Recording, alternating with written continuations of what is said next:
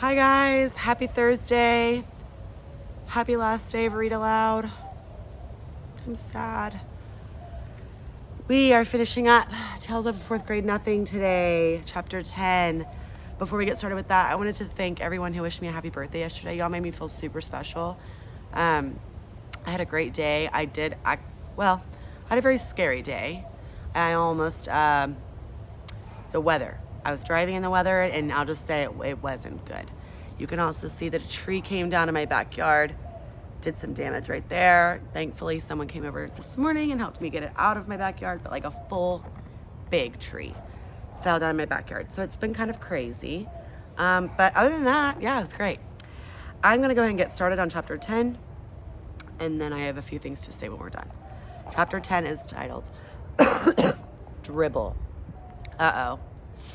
Dribble is the pet turtle. I will never forget Friday, May 10th. It's the most important day of my life. It didn't start out that way. It started out ordinary. I went to school. I ate my lunch. I had gym. And then I walked home from school with Jimmy Fargo.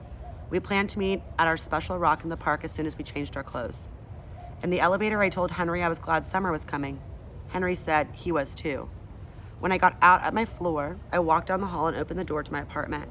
I took off my jacket and hung it in the closet. I put my books on the hall table next to my mother's purse. I went straight to my room to change my clothes and check Dribble. The first thing I noticed was my chain latch. It was unhooked. My bedroom door was open, and there was a chair smack in the middle of my doorway. I tumbled over it. I ran to my dresser to check Dribble. He wasn't there.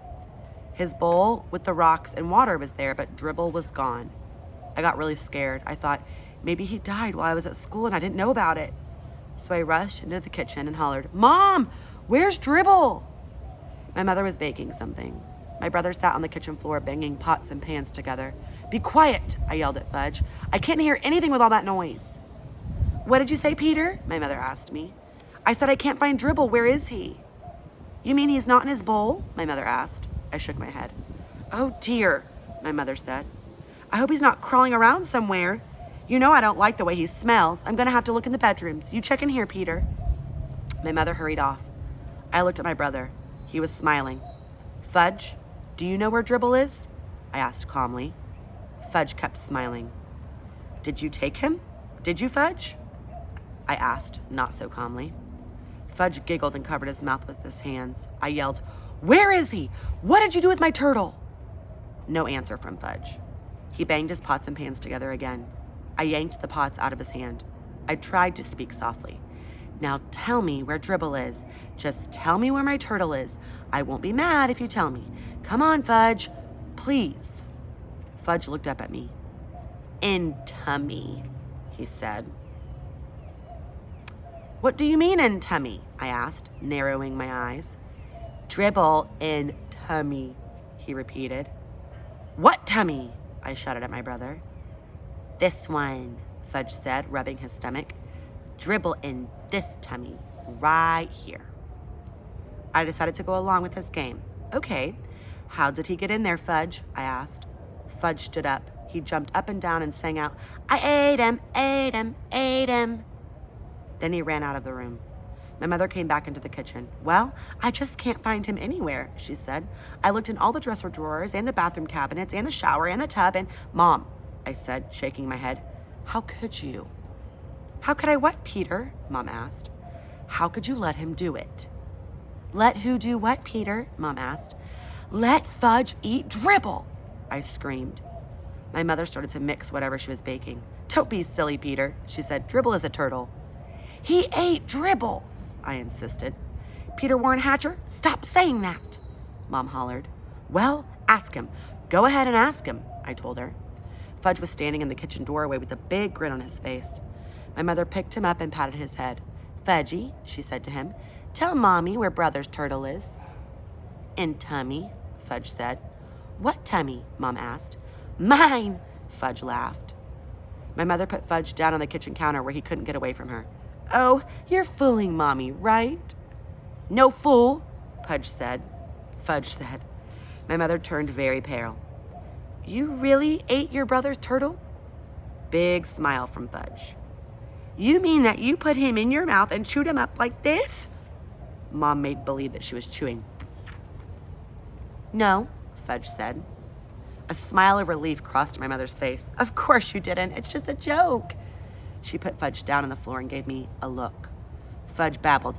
No chew, no chew. Gulp, gulp. All gone, turtle.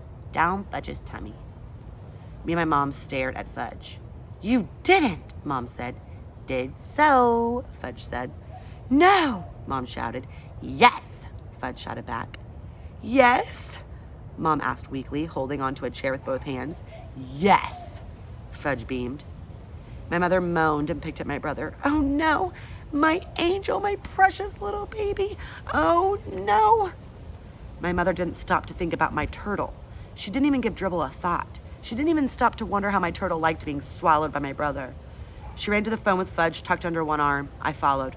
Mom dialed the operator and cried, oh help, this is an emergency. My baby ate a turtle. Stop that laughing. My mother told the operator, send an ambulance right away, 25 West 68th Street. Mom hung up. She didn't look too well. Tears were running down her face. She put Fudge down on the floor. I couldn't understand why she was so upset. Fudge seemed just fine. Help me, Peter, Mom begged. Get me blankets.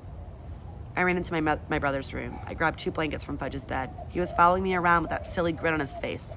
I felt like giving him a pinch. How could he stand there looking so happy when he had my turtle inside of him?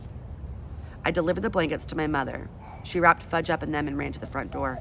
I followed and grabbed her purse from the hall table. I figured she'd be glad I thought of that. Out in the hall, I pressed the elevator buzzer. We had to wait a few minutes. Mom paced up and down in front of the elevator. Fudge was cradled in her arms. He sucked his fingers and made that slurping noise I like, but all I could think of was Dribble. Finally, the elevator got to our floor. There were 3 people in it besides Henry.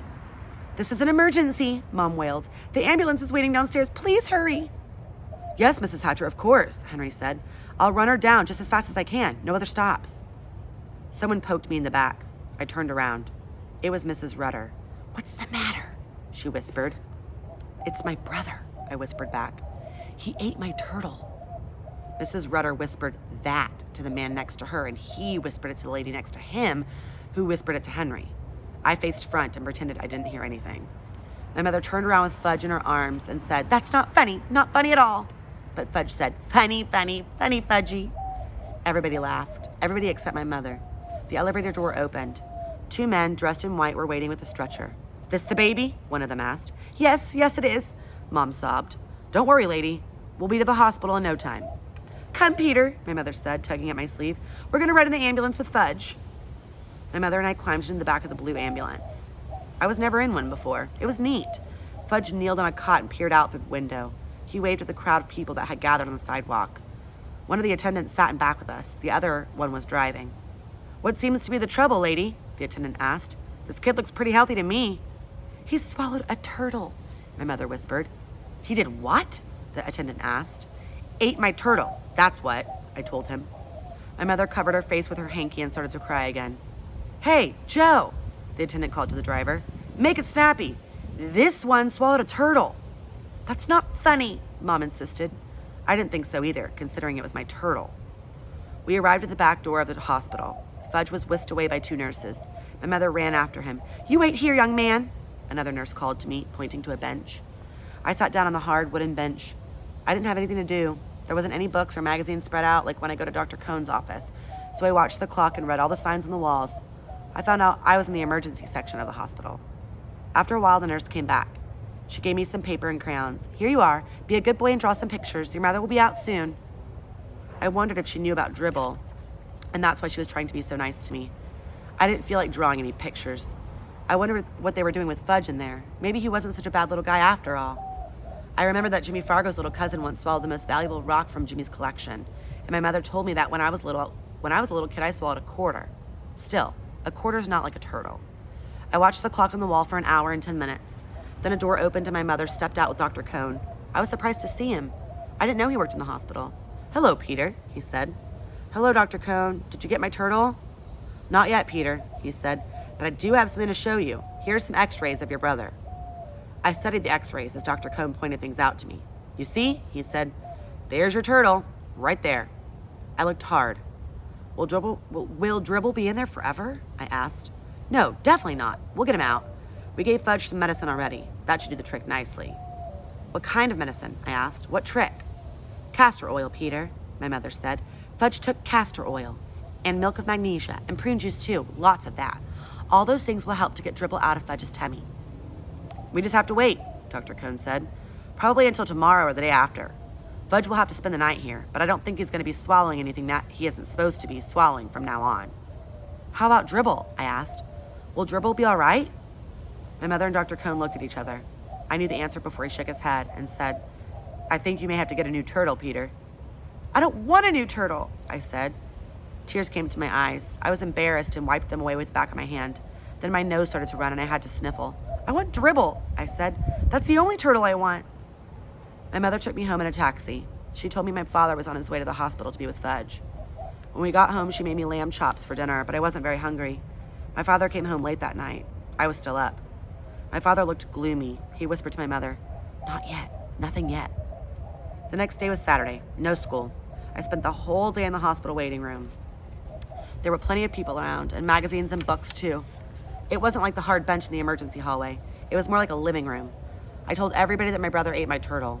They looked at me kind of funny, but nobody ever said they were sorry to hear about my turtle. Never once. My mother joined me for support in the hospital coffee shop. I ordered a hamburger, but I left most of it because right in the middle of supper, my mother told me that if the medicine didn't work soon, Fudge might have to have an operation to get Dribble out of him. My mother didn't eat anything. That night, my grandmother came to stay with me. My mother and father stayed at the hospital with Fudge. Things were pretty dreary at home. Every hour, the phone rang. It was my mother calling from the hospital with a report. Not yet? I see, Grandma repeated. Nothing happening yet. I was miserable. I was lonely. Grandma didn't notice. I even missed Fudge banging his pots and pans together. In the middle of the night, the phone rang again. It woke me up and I crept out in the hallway to hear what was going on. Grandma shouted, Whoopee, it's out. Good news at last. She hung up and turned to me. The medicine has finally worked, Peter. All that castor oil and milk of magnesia and prune juice finally worked. The turtle is out. Alive or dead? I asked. Peter Warren Hatcher, what a question, Grandma shouted. So my brother no longer had a turtle inside of him, and I no longer had a turtle. I didn't like Fudge as much as I thought I did before the phone rang. The next morning, Fudge came home from the hospital. My father carried him into the apartment. My mother's arms were loaded with presents, all for Fudge. My mother put the presents down and kissed him. She said, Fudgy can have anything he wants, anything at all. Mommy's so happy your baby's all better. Ugh. It was disgusting. Presents and kisses and attention for Fudge. I couldn't even look at him. He was having fun. He probably wasn't even sorry he ate my turtle. That night, my father came home with the biggest box of all. It wasn't wrapped up or anything, but I knew it was another present. I turned away from my father. Peter, he said, this box is a surprise for you. Well, I don't want another turtle, I said. Don't think you can make me feel better with another turtle, because you can't. Who said anything about a turtle, son? Dad asked. You see, Peter, your mother and I think you've been a good sport about the whole situation. After all, Dribble was your pet. I looked up. Could I be hearing right? Did they really remember about me and Dribble? I put my hand inside the box. I felt something warm and soft and furry. I knew it was a dog, but I pretended to be surprised when he jumped up on my lap and licked me. Fudge cried, Oh, doggy, see doggy. He ran over and grabbed my dog's tail. Fudge, my father said, taking him away. This is your brother's dog.